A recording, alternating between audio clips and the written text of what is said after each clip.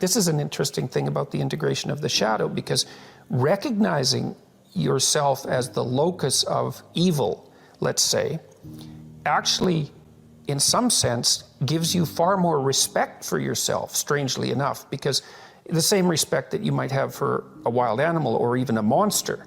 So then maybe you learn to treat yourself differently. Like, I think this is particularly true with regards to the discipline of children.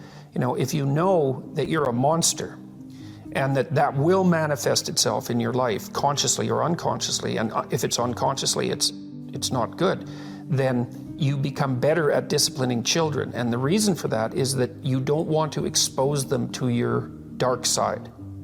And so if they behave and don't provoke you, which means they'll also behave for other people, then the monstrous part can stay in abeyance, and then that's great. But if you don't understand yourself as capable of wreaking havoc, and that can be the kind of havoc that unfolds over decades, right? Because if you're going to abuse a child, it's the primitive form of abuse is the physical abuse. The sophisticated form of abuse is the continual undermining of the child's courage across perhaps their entire life.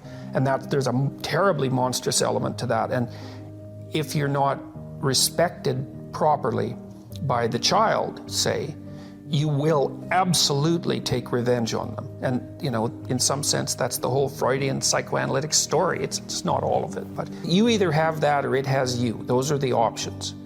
And you don't become safe by being castrated.